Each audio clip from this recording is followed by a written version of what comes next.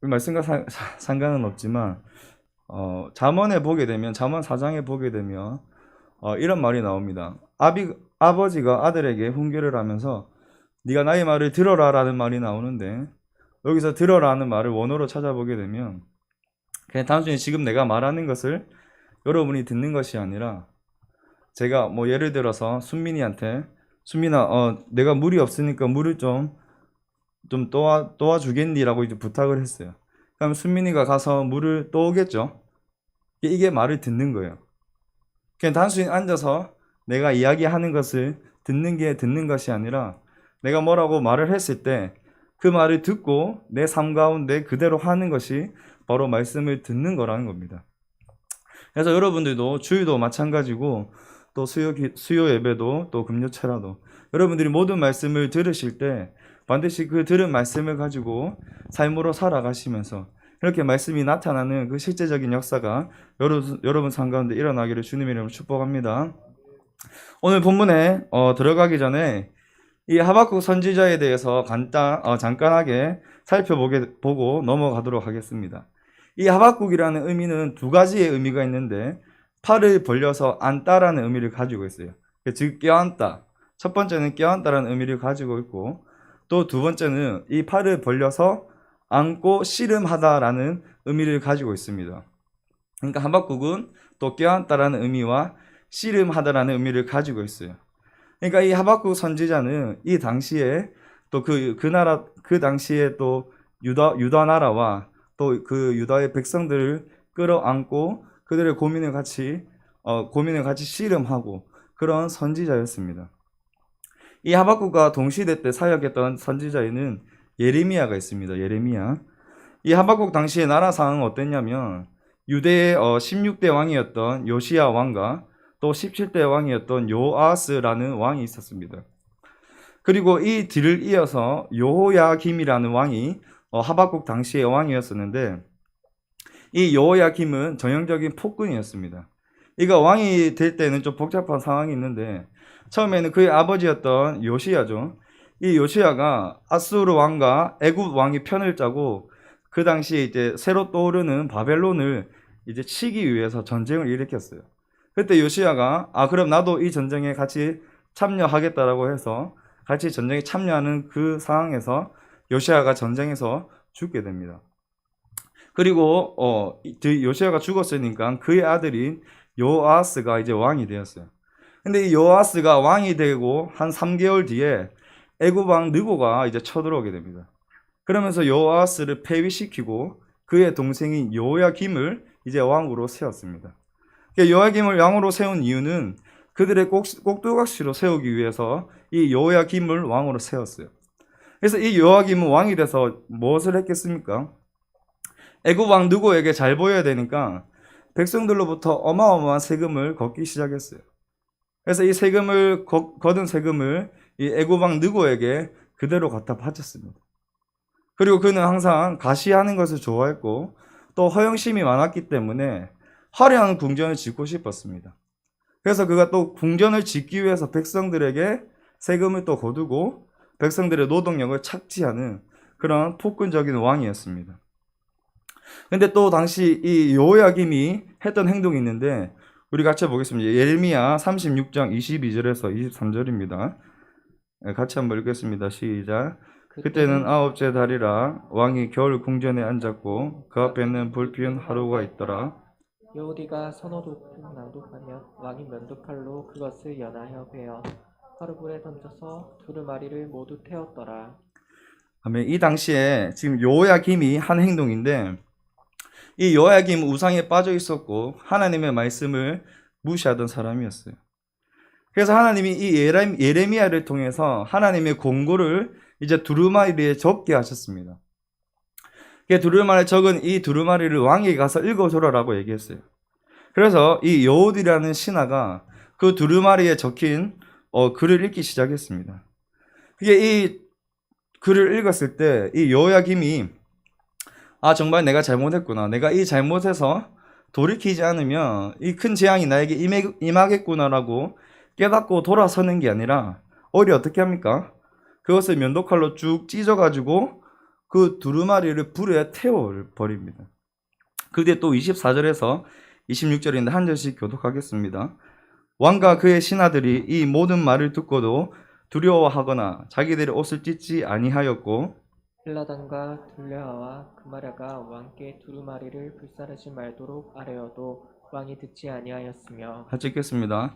왕이 왕의 아들 여라무엘과 아스리엘의 아들 스라야와 압디엘의 아들 셀레마에게 명령하여 서기관 바룩과 선지자 예레미야를 잡으라 하였으나 여호와께서 그들을 숨기셨더라. 아멘. 왕과 신하들이 하나님의 말씀을 듣고도 두려워하지 않았다라고 이야기했어요. 그만큼 지금 이 하박국 선지자가 활동하던 시대는 하나님의 말씀이 철저하게 무시되던 시대였습니다. 그리고 이 나라 안쪽에서는 백성들이 이 여호야김이라는 폭군에 의해서 고통과 신음을 받는 시대였어요. 그리고 이스라엘 백성들 자체도 또 타락한 상황이었습니다. 힘이 있는 자가 또 연약한 자를 괴롭히고 또 하나님의 말씀을 지키지 않고 율법을 지키지 않는 그런 상황이었어요. 그런 상황에 지금 하박국 선지자가 이제 하나님께 부름을 받았죠. 근데 하나님께 이제 기도했는데 하나님이 뭐라고 하시냐면 이 타락한 이스라엘 회복하기 위해서 어떻게 하시냐면 그 당시에 떠오르던 강대국이었던 바벨론을 들어서 이스라엘이 치겠다라고 합니다. 그게 하나님의 계획인 거예요. 그래서 하박국 선지자가 또 하나님께 질문하면서 이제 하박국서가 흘러가게 됩니다. 오늘 본문으로 좀 들어가게 되면 우리 오늘 본문 15절 같이 한번 읽어보겠습니다. 각자 읽겠습니다. 시작. 주께서 말을 타시고 바다 곧 큰 물의 파도를 밟으셨나이다. 지금 이 3장의 하박국이 이제 하나님을 찬양하는 내용인데 뭐라고 찬양하냐면 주께서 말을 타시고 파도를 밟으셨다라고 이야기합니다. 그러니까 지금 무슨 장면을 생각하면서 하박국이 이렇게 기도하고 있냐면 출애굽기에 보게 되면 이제 이스라엘 백성들이 애굽으로부터 나오고 이제 그 나온 이스라엘 백성들을 잡기 위해서 바로가 군대를 이제 보내게 되죠. 군대가 뒤에서 쫓아오고 있고 그들이 홍해 앞에 다다랐을 때 이러지도 저러지도 못하고 있을 때 하나님이 홍해를 가르셨고 이스라엘 백성들을 거기서 구원하십니다. 그래서 이스라엘 백성들 홍해를 다 건너고 난 다음에 이 애굽의 군사들이 홍해로 들어왔을 때 하나님이 이렇게 물을 딱 닫으셔가지고 그들이 다 진멸하게 되죠. 지금 이런 모습을 이 하박국이 떠올리면서 하나님을 찬양하는 거예요. 하나님이 마치 지금 장수처럼 말을 타고 이끌고 와서 지금 여기서 큰 물의 파도는 누구냐면 바벨론을 가리킵니다.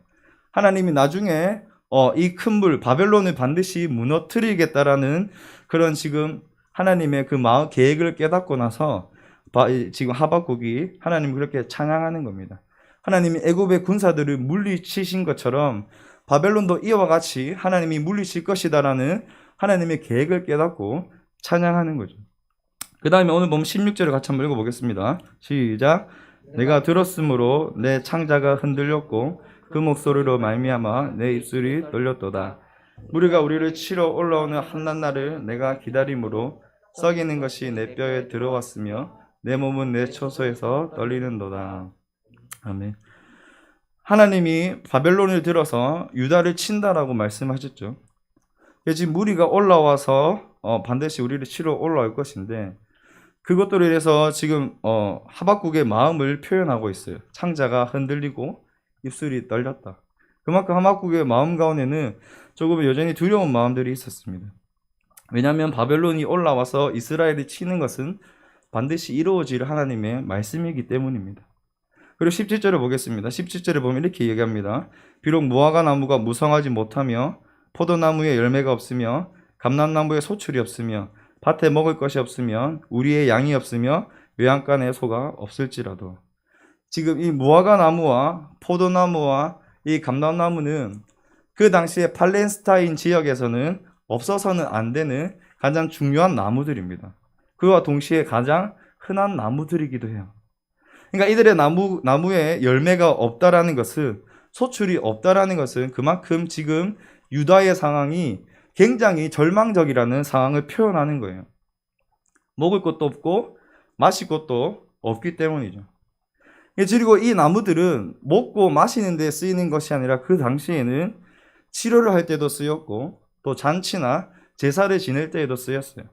그러니까 이 나무들의 열매가 없다라는 것은 그들이 봤을 때 그 현실적으로는 아무런 소망이 없다라는 것을 나타내는 거예요.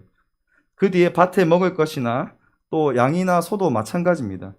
이스라엘 백성들은 보통 이제 양을 키우고 뭐 농경 사회인데 필수적인 요소들이죠. 이것들이. 그만큼 이 가축들이 없다라는 거, 또 밭에 먹을 것이 없다라는 것은 앞의 의미와 똑같이 지금 이스라엘의 상황은 소망이 없다라는 것을 이야기하는 거예요. 이 16절과 17절을 통해서 바벨론은 반드시 올라올 것이고 지금 이스라엘 백성들은 지금 엄청나게 절망적인 상황에 현실은 처해져 있어요. 근데 18절에 하박국이 뭐라고 이야기하냐면 같이 읽어보겠습니다. 시작. 나는 여호와로 말미암아 즐거워하며 나의 구원의 하나님으로 말미암아 기뻐하리로다. 아멘. 그러니까 지금 현실적인 상황에서 보면 아무런 희망과 소망이 없는 거예요. 그러니까 하박국 이 선지자가 백성들에게 이야기를 해야 되는데, 자 여러분 힘내십시오. 좀 있으면 우리가 통치자로 인해서 많은 핍박과 어려움을 당하지만 하나님 우리를 구원하실 것입니다라고 말할 수 없는 상황이죠. 왜냐하면 바벨론을 쳐 들어가지고 유다를 치기 때문이에요. 그런 희망도 아무런 소망도 말해줄 수 없는 그런 상황에서 하박국이 오늘 18절에 이렇게 얘기하는 거죠. 나는 하나님으로 말미암아 기뻐한다. 나의 구원의 하나님으로 말미암아 기뻐한다라고 이야기하는 거예요. 그런 아무런 소망과 또 현실적으로 봤을 땐 어려움이 있는데 하박국이 이렇게 내가 하나님으로 인해서 기뻐하겠다라고 말할 수 있는 이유는 무엇이냐면 하나님이 반드시 바벨론을 무너뜨리고 또 그러고 난 다음에 이스라엘 백성들을 회복하고 구원하겠다라는 하나님의 그 계획을 그가 깨달았기 때문에 우리가 지금 눈앞에 봤을 때는 소망이 없고 현실적으로 아무런 희망이 없어 보일지라도 나는 하나님으로 인해서 기뻐하겠다라고 고백하는 거예요. 왜냐하면 하나님이 약속하신 그 구원의 계획은 반드시 이루어지기 때문입니다. 이게 비슷한 경우가 또 성경에 몇 가지 나오는데 같이 한번 보겠습니다. 사무엘상 1장 15절을 보게 되면 여러분 잘 아시겠지만 한나의 이야기가 나옵니다. 15절 이렇게 얘기하죠. 한나가 대답하여 이르되 내 주여 그렇지 아니하나이다. 나는 마음이 슬픈 여자라 포도주나 독주를 마신 것이 아니요 여호와 앞에 내 심정을 통한 것뿐이오니. 아멘. 이 사무엘상 1장에 한나의 이야기가 나옵니다. 여러분 잘 아시겠지만 이제 한나가 시집을 갔지만 그에게는 아이가 없었습니다. 그 당시에 지금 상황은 아니지만 그 당시에 이스라엘 백성에게 여자에게 아이가 없다라는 것은 하나님께 저주를 받은 존재라고 사람들이 많이 인식하던 시대였습니다. 그러니까 이 한나의 마음이 얼마나 아팠겠습니까? 내가 정말 하나님 앞에서 저주받은 존재인가? 그러면서 그가 그 마음을 끌어안고 하나님 앞에서 기도해요. 이게 얼마나 마음이 아팠냐면 사무엘상 1장 10절에 나오진 않지만 보게 되면 한나가 굉장히 통곡했다라고 합니다. 이게 너무 통곡해서 이게 말을 할 수 없을 정도로 그렇게 통곡하면서 하나님 앞에 기도했었어요. 이 한나의 슬픔의 기도가 이제 뒤에 보게 되면 사무엘상 2장에 보면 이제 한나의 노래가 나오는데 그의 기도가 하나님을 찬양하는 노래로 바뀌게 됩니다. 그러면서 무슨 기도를 하게 되냐면 한나가 이렇게 기도하죠. 하나님 저에게 아들을 주시면 그에게 삭도를 대지 않고 하나님께 바치겠다라고 이야기합니다. 그러니까 한나가 자기 처음에는 내가 정말 하나님 앞에서 저주받는 존재인가라고 이렇게 기도하기 시작하다가 나중에는 뭐라고 이야기하냐면 하나님 저에게 아들을 주시면 그 아들을 바치겠다라고 이야기하죠. 그렇게 기도가 바뀐 이유는 무엇이냐면 한나가 기도하는 가운데 하나님의 마음을 깨달았기 때문입니다. 이 사사시대의 주제는 뭡니까? 자기의 소견대로 옳은 대로 행하였더라는 게 사사기의 주제입니다. 즉 뭡니까? 하나님이 왕이시지만 이스라엘 백성들은 하나님을 왕으로 생각하지 않는 거예요. 그냥 내가 하고 싶은 대로 내 마음대로 살겠다는 겁니다. 그래서 자기의 소견에 옳은 대로 행하였더라가 바로 사사기의 주제죠. 그러니까 하나님을 무시하고 하나님을 왕으로 여기지 않는 그 시대 가운데 하나님의 마음을 전할 사람이 없다라는 것을 한나가 깨닫게 됩니다. 그러면서 아들을 주시면 바치겠다라고 이야기하는 거죠. 그래서 그의 기도가 바뀌었고 그 바뀐 그 기도를 통해서 하나님의 마음을 깨닫게 되고 그 2장에 돌아오게 되면 하나님을 찬양하게 되는 거예요. 또 사도행전 16장을 보겠습니다. 우리 22절에서 25절인데 한 절씩 교독하겠습니다. 무리가 일제히 일어나 고발하니 상관들이 옷을 찢어 벗기고 매로 치라하여 많이 친 후에 옥에 가두고 간수에게 명하여 든든히 지키라 하니 그가 이러한 명령을 받아 그들을 깊은 옥에 가두고 그 발을 착고에 든든히 채웠더니 한밤중에 바울과 실라가 기도하고 하나님을 찬송하며 제수들이 듣더라. 아멘. 지금 이 장소는 빌립보 지역에 있는 감옥이죠. 지금 수요예배 때 목사님이 사도행전 강의를 하고 있고 또 들으신 분들은 아시겠지만 원래 바울은 아시아 지역에서 이제 사역을 잘 하고 있었어요. 복음도 전하고 또 막 사역의 부흥도 일어나고 있었습니다. 그런데 이 바울에게 성령님이 2번이나 나타나셔서 아시아로 가는 것을 허락하지 않으셨습니다. 첫 번째는 아시아로 가는 것을 허락하지 않았고, 두 번째는 환상 가운데 나타나서 마게도냐 사람을 보여주면서 와서 도와라라는 그 환상을 보게 되죠. 그러면서 바울이 마게도냐로 이제 가게 됩니다. 그래서 마게도냐로 도착했는데 처음에 도착한 게 바로 빌립보 성이죠. 빌립보 성. 이 빌립보에 도착해서 바울이 이제 복음을 막 전하는 거예요. 복음을 전하다가 길을 가다가 귀신 들린 요정을 보게 됩니다. 이 귀신 들린 요정이 막 사람들에게 점을 쳐주는 거예요. 그래서 바울이 귀신을 쫓아내게 됐고 이 요정으로 말미암아서 돈벌이를 하던 주인이 열이 받게 되죠. 왜냐하면 이 요정을 통해서 돈을 버는 수단이었는데 이 귀신이 떠나고 나니까 더 이상 점을 칠 수가 없는 거예요. 그래서 이 주인이 열이 받아서 바울을 고발하게 됩니다. 그래서 간원들이 바울을 끌고 가고 바울이 끌려가서 이제 매를 맞고 이제 막 고난을 당하는 거예요. 오늘 감옥에 보면 이렇게 24절에 보면 이런 말이 있죠.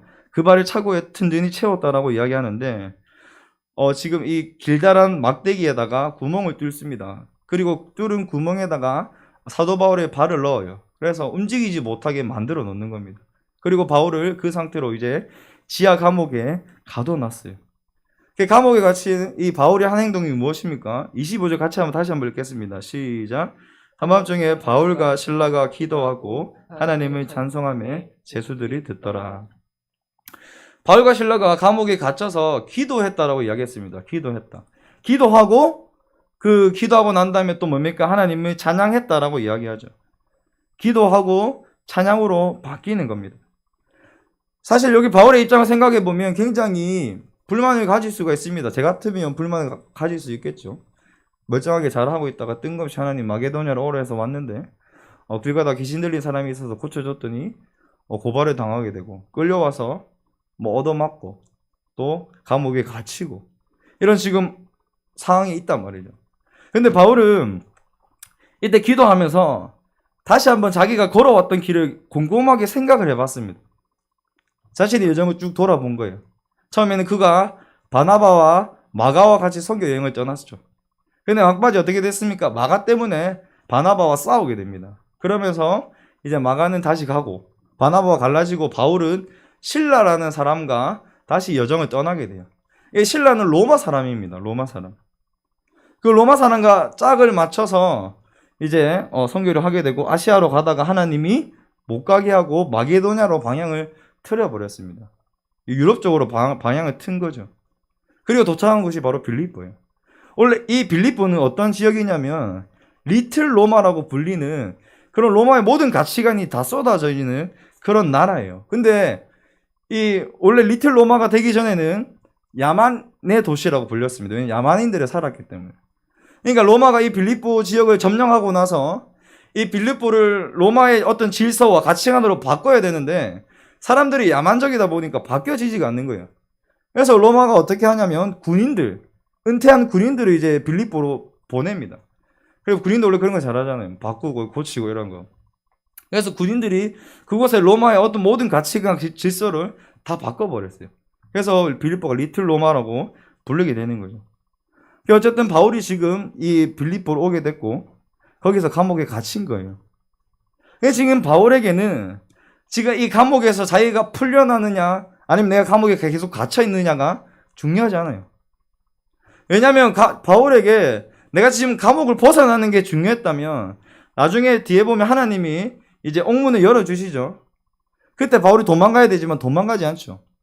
그러니까 바울에게는 도망가고 그러니까 풀려나고 안 풀려나고가 중요한 게 아니라 그의 어떤 기도 가운데 무엇을 깨닫냐면 정말 이렇게 쭉 그 여정 가운데서 하나님이 지금 자기를 로마로 보내고 있다라는 것을 깨닫게 되는 거예요.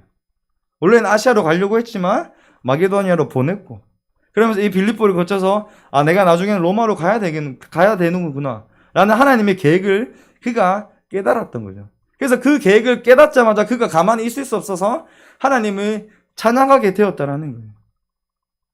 우리도 마찬가지예요. 우리가 어떤 문제를 가지고 기도할 때 내가 어떤 문제를 가지고 기도하지만 중요한 건 뭐냐면 나의 어떤 마음의 고통과 슬픔을 가지고 기도하지만 결국에는 마지막에는 하나님의 마음과 계획을 깨달아야 되는 거예요. 지금부터 15년 전이죠. 제가 20살 때였으니까. 제가 고3 때 예수님을 만나고 난 다음에 대학교를 이제 기독교 대학교로 가려고 했어요. 왜냐면 그때 제 정신 상태로서는 대학교 올라가면 교회 안 갈 것 같았거든요. 워낙 세상적으로 노는 걸 좋아해가지고. 그리고 나서 그 당시에는 교회에서 막 성경 공부가 활발하지 않아서 선교단체를 들어갔어요. CCC라고. 지금은 들어갈 필요 없습니다. 워낙 선교단체 별로 좋지 않기 때문에. 그래서 CCC 들어갔는데 거기서 단기 선교를 갔어요. 인도라는 곳에 갔어요. 인도라는 거. 제가 단기 선교를 인도, 필리핀, 베트남, 캄보디아 가봤지만 지금도 제일 기억에 남는 게 바로 인도입니다. 정말 20살 때 아무것도 모르는 그런 제가 인도로 이제 단기 선교를 떠나게 됐어요. 근데 그 당시 인도 상황이 어땠냐면 우리나라 뉴스에도 나왔는데 인도의 열차 테러가 이제 한참 유행하던 시기였어요. 막 인도 사람들이 열차에 폭탄 던져가지고 테러하고 사람들 막 죽어나고 저희 아버지가 저를 워낙 사랑하셔서 정말 불안했거든요. 가면 안 된다 이랬는데 제가 시끄럽다라고 내가 알아서 할 거다 이래가지고 이제 돈도 제가 알아서 어떻게 했어요. 누가 또 돈을 줘가지고 갔어요. 그 당시 200만 원이었는데 인도까지 갔는데 그러니까 인도를 딱 도착했어요. 근데 딱 도착했는데 인도가 진짜 덥거든요. 딱 내리면 이랍니다. 너무 더워가지고. 그래서 저희가 이제 막 돌면서 이제 단기 선거를 했는데 주로 우리가 한 거는 비전 트립입니다. 비전 트립이 뭐냐면 그냥 구경하는 거예요. 여행 가서. 단기 선거 안 하고 놀러 간 거예요. 근데 인도는 땅이 워낙 넓다 보니까 저희가 부산에서 서울까지 가면 몇 시간 만에 가잖아요. 근데 인도는 이 부산에서 서울까지 가게 되면 이틀은 기차를 타고 가야 돼요. 그리고 그 당시에 또 어떤 이야기가 들렸냐면 그런 것도 인터넷에서 떠돌았는데 인도 사람들이 동양 여자를 좋아하다 보니까 한 신혼부부가 이제 인도에 여행 갔다가 신랑과 신부를 다 죽여버리는 그런 끔찍한 일도 일어났죠. 그래서 저희가 밤마다 남자들이 보초를 썼어요. 이제 그래서 제 차례가 돼서 이제 보초를 쓰고 있는데 저희 자매들이 이렇게 자고 있었어요. 이렇게 칸에서 자고 있는데 그 자매 발 밑에 인도 사람이 앉아 있는 거예요. 그래서 제가 너무 놀라서 어떻게 했냐면 그때 제가 영어를 잘 못하지만 헤이 아웃 이랬거든요. 가라고 가라 아웃 이랬는데 그게 막 웃는 거예요. 내보고 막 그래서 열받고 나중에 한국말로 막 가라고 이렇게 했거든요. 그게 안 가는 거예요. 그때 워낙 아까 얘기했지만 제가 상태가 별로 안 좋을 때라서 어떻게 나중에서는 인도 사람 멱살을 잡아갖고 때렸습니다. 단기 선교 와가지고 있을 수 없는 일이잖아요. 그런 일도 있었고 또 저희가 이제 뭐 관광지를 여행하다 보니까 관광지에 갔는데 인도 사람들이 이제 상품을 사라고 관광 상품을 사라고 막 이렇게 들이밀어서 제가 안 산다 이랬는데 제 팔에 맞고 떨어졌어요. 부러졌거든요. 그러니까 한국 돈으로 원래 500원밖에 안 하는 건데 얘들이 이제 달러로 바꾸는 거예요. 금액이 엄청 차이가 많이 나잖아요. 그래서 제가 또 열받아서 막 싸웠어요. 한국말로 욕하면서 막 제정신 아니구나 너희들이라고 소리했는데 그 당시에 주변에 어떤 사람들이 있었냐면 책찍 파는 사람들이 있었어요. 채찍 받는 사람이 갑자기 채찍 들고 나한테 쫓아오는 거예요, 막. 그래서 막 도망가고 이랬거든요. 그러니까 사실 단기 선교 가서 제가 지금 상상해 보면 이거 일어날 수도 없는 일입니다, 맞죠? 단기 선교 가서 막 현지인을 때리고 싸우고 이 망나니와 똑같은 짓이죠. 그러면서 시간이 쭉 지나고 이제 인도 CCC에 가서 저희가 공연할 기회가 있었습니다. 태권부라고 해서 이제 무언극을 준비해 갔는데 제가 원래 무언극 하면 그 사탄 역할밖에 못 하거든요. 인상이 워낙 아름다워가지고. 근데 그 당시에 이제 태권도를 하면 격파를 해야 되잖아요. 사람을 밟고 이제 격파를 하면 그 송판이 부어지면서 예수 그리스도께 막 현수막이 떨어지는. 근데 남자 중에 제가 유일하게 격파를 할 수 있어가지고 제가 얼떨결에 예수님 역할을 했어요. 그래서 격파를 하고 이제 앉아 있는데 할 게 없어서 기도했어요. 뭐라 기도했냐면 하나님. 쟤를 여기 왜 보내셨습니까? 이렇게 땅도 더럽고 진짜 더럽거든요. 화장실 가면 진짜 휴지 안 쓰고 길거리에 쓰레기만 넘쳐 있고. 근데 이런 또 사람들도 영악하고 이런데 내를 왜 보냈어요? 나 오기도 싫었는데. 이렇게 막 기도하고 있는데 하나님이 저에게 뭐라고 말씀하셨냐면, 야, 내가 그 쓰레기 같은 니도 구원했는데 이 사람들이 또한 구원하지 못하겠냐? 라는 딱 말씀을 하신 거예요. 그래서 그 말을 딱 듣는 순간 머리가 갑자기 팍 띵 하더라고요. 내 마음대로 그냥 판단한 거죠. 이 사람들 구원받을 만한 가치도 없고, 이 사람들은 정말 영악하고 더럽기 때문에 어떻게 이 사람들이 예수를 믿을 수 있는가? 라는 마음이 제 마음 가운데 가득했던 거예요. 근데 그때 하나님이 제게 주신 마음은, 내가 네 같은 사람도 구원했는데 왜 이 사람들도 구원하지 못하겠느냐라는 그런 마음을 주셨습니다. 그러면서 제가 펑펑 울면서 기도했어요. 하나님, 잘못했습니다. 제가 이들을 위해서 단기 선교가 마치는 그날까지 최선을 다해서 복음을 전하고 최선을 다해서 섬기겠습니다라고 기도했어요. 그리고 그 상황이 끝나고 대학교에 이제 저희가 복음을 전할 일이 있었는데 정말로 최선을 다해서 그들에게 몸짓과 발짓과 영어도 안 되지만 최선을 다해서 복음을 전했어요. 그러니까 우리가 깨달아야 될 건 무엇이냐면, 하나님의 계획과 마음을 깨닫게 되면 내 상황이 달라 보인다는 겁니다. 우리 오늘 본문 17절과 18절 다시 한번 읽어보겠습니다. 같이 읽어보겠습니다. 시작. 비록 무화과 나무가 무성하지 못하며 포도나무에 열매가 없으며 감람나무에 소출이 없으며 밭에 먹을 것이 없으며 우리의 양이 없으며 외양간에 소가 없을지라도 나는 여호와로 말미암아 즐거워하며 나의 구원은 하나님으로 말미암아 기뻐하리로다. 아멘. 이 하박국이 2장에 보면 유명한 말이 나오죠. 의인은 믿음으로 말미암아 살리라. 이 말씀을 깨닫고 나니까 하나님의 계획을 깨달은 거예요. 나중에는 하나님이 바벨론을 물리치고 우리를 구원하고 우리를 회복할 거라는 그 계획을 깨닫게 되니까 뭐랍니까? 내가 비록 열매가 없고 소가 없고 양이 없을지라도, 내 현실이 봤을 때는 막막해 보일지라도 내가 그 구원의 하나님을 위해서 기뻐하겠다라고 고백하는 거죠. 하나님이 이 역사를 통치하시고 또 하나님의 그 백성들을 반드시 구원할 거라는 그 소망의 계획을 그가 영적인 눈으로 보게 된 겁니다. 그래서 그 두려움이 변해서 찬양으로 바뀌는 거죠. 그리고 마지막 절을 보게 되면 이렇게 끝납니다. 19절인데 다는 아니고 마지막 끝에 같이 한번 읽겠습니다. 시작. 이 노래는 지휘하는 사람을 위하여 내 수금에 맞춘 것이니라. 아멘. 뭐라 합니까? 지금 수금을 하박국에 맞춘 게 아니고 누구에 맞췄다고 합니까? 지휘하는 사람이에요. 지휘하는 사람이 누구겠어요? 하나님이십니다. 자기 마음대로 수금을 키면서 노래 부르는 게 아니라 자기를 지휘하는 하나님을 보는 거예요.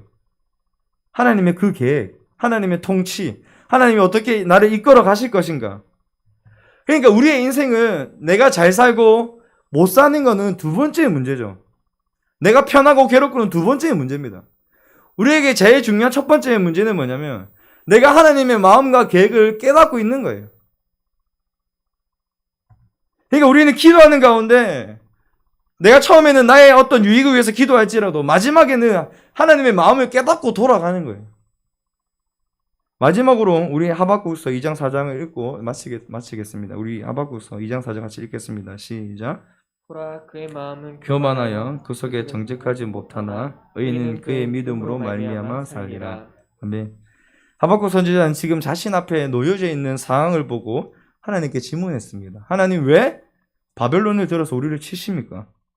하나님 정말 살아 계십니까? 그렇게 질문했던 하박국이 3장으로 오게 되면 하나님의 계획과 그 뜻을 깨닫게 됩니다. 하나님은 바벨론을 반드시 무너뜨릴 것이고 이스라엘 백성들을 회복시킬 것이다. 그 계획을 깨닫자마자 그가 하나님을 찬양하는 거죠. 내가 외양간에 송아지가 없고 포도나무에 열매가 없고 또 양이 없을지라도 나는 오직 여호와로 인하여서 기뻐하겠다. 즉 하나님 항상 오르시다라는 거예요. 하나님의 모든 계획은 오르십니다는 거예요. 하나님의 모든 계획은 오르시기 때문에 주님, 제가 그 계획을 따라서 걸어가겠다는 거예요. 우리는 우리 힘듦을 위해서 기도해야 됩니다. 그러나 그 기도 가운데 또 우리가 한 가지 더 들어가야 되죠. 주님, 저 힘듭니다. 그 힘든 가운데 고백하면서 또 한 가지 더 들어갈 건 뭡니까? 하나님의 계획이 무엇인가, 하나님의 뜻이 무엇인가를 반드시 듣고 자리에서 일하고 걸어가야 돼요. 오늘도 여러분들이 기도하는 가운데서 여러분은 어떤 문제와 환경과 상황을 놓고 기도할 수 있습니다. 그러나 그 상황과 문제를 놓고 기도하고 난 다음에 반드시 여러분을 향한 하나님의 그 뜻과 계획을 듣고 가시길 바랍니다. 그리고 하나님이 말씀하신 그 계획과 뜻을 향해서 달려가시고 그 계획에 순종해서 또 그 말씀에 순종해서 걸어가는 저와 여러분이 되시기를 주님의 이름으로 축복합니다. 우리 한 가지